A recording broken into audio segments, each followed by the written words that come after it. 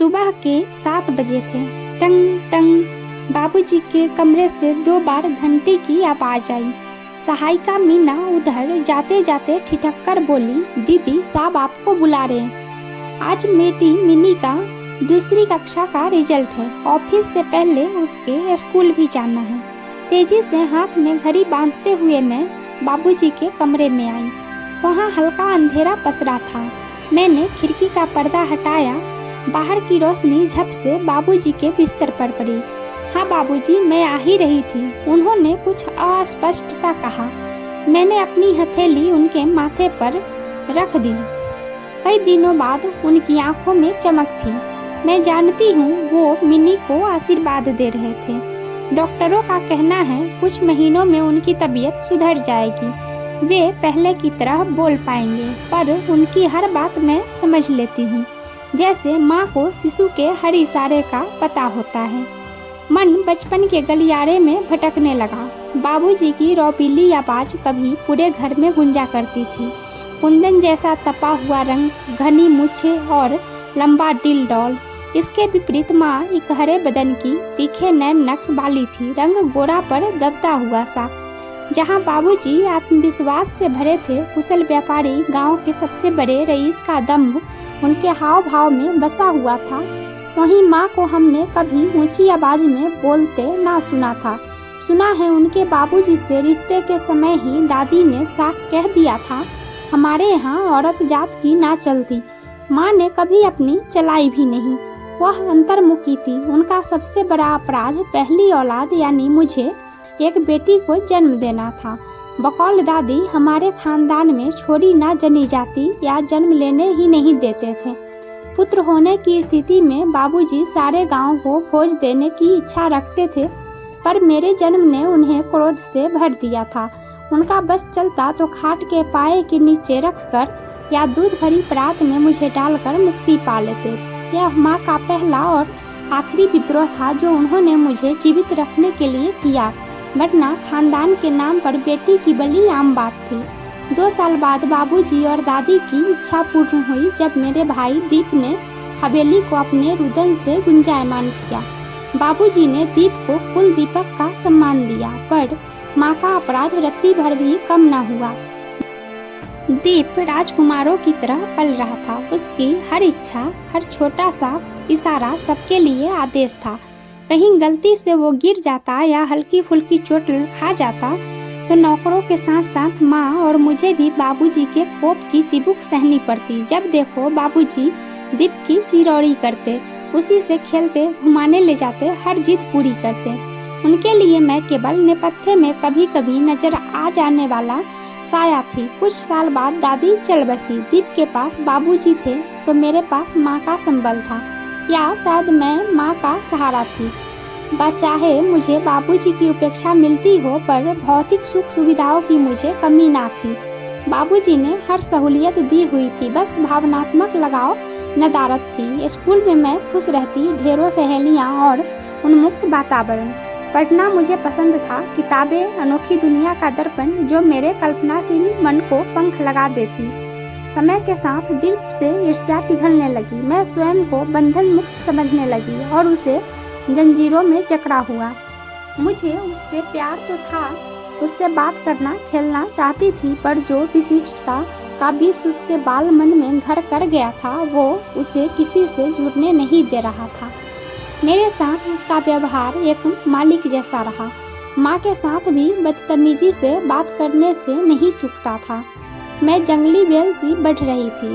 हर कक्षा में सर्वोपरि प्रथम आती या इनाम पाती तो माँ खुश होकर बलाएं लेती, साड़ी के कोर से आंसू पोंछती। वही दीप बस पास भर हो जाता तो बाबूजी फूले ना समाते, मेरी सफलता देखकर भी अनदेखी करते।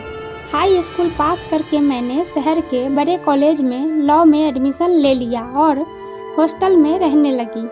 गांव बस छुट्टियों में ही जाना होता था।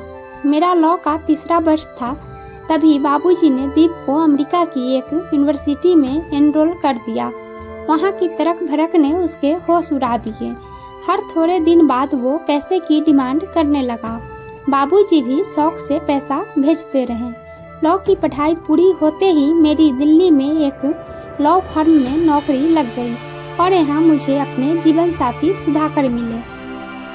नाम के अनुरूप मधुर व्यवहार, बुद्धिमान और सुशील। पहले ही दिन मैं उनके व्यक्तित्व से प्रभावित हो गई। साथ काम करते हुए उन्हें अच्छी तरह जाना परखा। अंततः जब उन्होंने विवाह का प्रस्ताव रखा तो मैंने तुरंत हाँ कर दी। कुछ समय बाद सप्ताहांत पर गांव गई तो पहली बार बाबूजी से किसी गंभीर विषय पर बात की। उन्हें बताया कि सुधाकर मिलना चाहते हैं। आशा अनुरूप उनकी प्रतिक्रिया रूखी रही। उनके अनुसार एक तो सुधाकर ठाकुर नहीं है, अतः विजातीय है। दूसरे, मैंने स्वयं वर चुनकर जो धृष्टता की है उसके प्रतिकार स्वरूप मुझे उसी समय घर से निकाल दिया गया। हारी हुई मैं वापस दिल्ली आ गई। कुछ समय उपरांत मेरी और सुधाकर की कोर्ट मैरिज हो गई। सुधाकर के घर वाले और कुछ मित्र हमारे आयोजन में उपस्थित रहे। माँ का ख्याल रुलाई लाता रहा। उसका मेरे जीवन के इस महत्वपूर्ण पल में ना होना दुखदायी था। उस समय तक लैंडलाइन फोन गांव तक पहुंच चुके थे। घर फोन करती तो मेरी आवाज सुनते ही फोन पटक दिया जाता। मैं अपने घर संसार में खुश थी। बस माँ की याद चिंता बनकर मेरे मन को विचलित कर जाती। माँ मेरा बिछोह ना सहन कर पाई। जिस दिन मैं बेटी मिनी को अस्पताल में जन्म दे रही थी उसी दिन माँ चल बसी। मैं अंतिम दर्शन भी ना कर पाई। माँ ही एकमात्र सूत्र थी जो मुझे घर से जोड़े रखी थी। उसके जाते ही गांव और घर से मेरा नाता टूट गया। दीप ने कभी मेरी खोज खबर नहीं ली। बाबूजी मुझे याद तो आते पर एक हुक के रूप में। एक ऐसा रिश्ता जो सवारा भी नहीं जा सकता था और नकारा भी नहीं जा सकता था।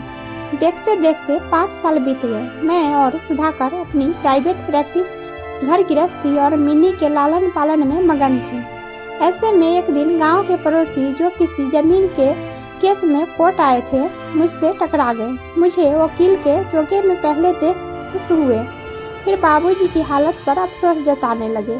मैंने हैरत से माजरा पूछा तो उन्होंने जो बताया वो सुनकर मेरे पैरों तले से जमीन खिसक गई। अपनी ग्रेजुएशन कर दीप वापस गांव आ गया था। आते ही उसने चिकनी चुपड़ी बातें कर सारा व्यवसाय, घर और जमीनें अपने नाम करा ली। बाबूजी तो सदा उसके मुंह में अंधे ही रहे थे, फिर बूढ़े भी हो रहे थे। शायद सोचा होगा कि आज भी सब इसका है और कल भी सब इसी का होगा। बाहर से पढ़कर आया लड़का है, अच्छा है, अपनी जिम्मेदारी समझेगा।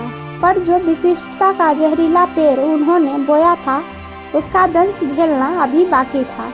बिजनेस के काम से अक्सर दीप बाहर रहता था। एक बार गया तो काफी दिनों तक ना वो आया ना उसका फोन। दरवाजा खटखटाया भी तो नए मकान मालिक ने, जिन्हें दीप चुपचाप मकान बेच गया था।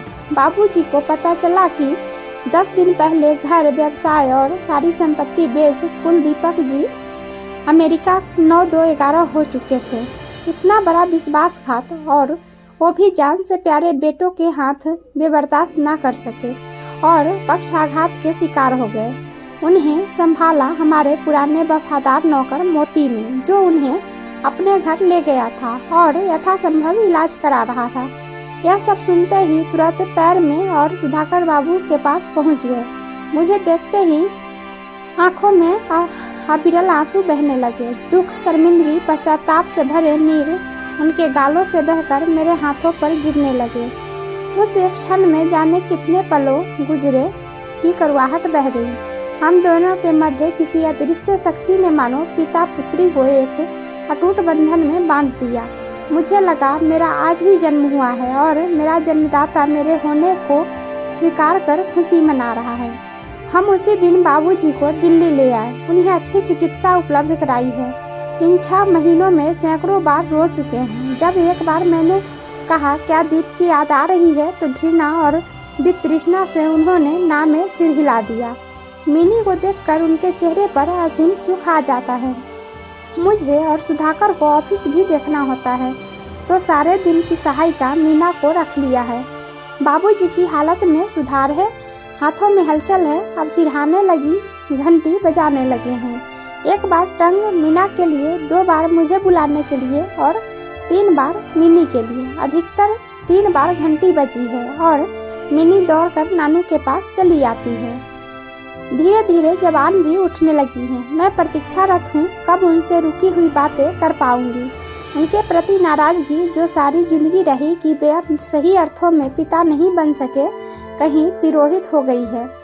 रिश्ता जैसे बदल गया है। मैं उनकी माँ बन गई हूँ और वो मेरे पुत्र। इंतजार है कि वे कब ठीक होंगे। अगर कहेंगे तो हम दीप पर मुकदमा कर बाबूजी को स्वाभिमान पूर्ण जीवन दे सकते हैं, पर यह उन पर निर्भर है। अभी तो दीप के नाम से ही उनका चेहरा गुस्से से लाल हो जाता है।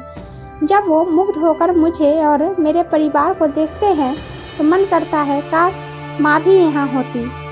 दीदी, मिनी बिटिया कब से गाड़ी में बैठी है, चलिए आप स्कूल के लिए लेट हो रही है। मीना की आवाज़ से मैं तंद्रा से बाहर आई। बाबूजी को माथे पर चूम मैं मेन गेट से बाहर निकल गई। दोस्तों, चैनल को सब्सक्राइब करें। धन्यवाद।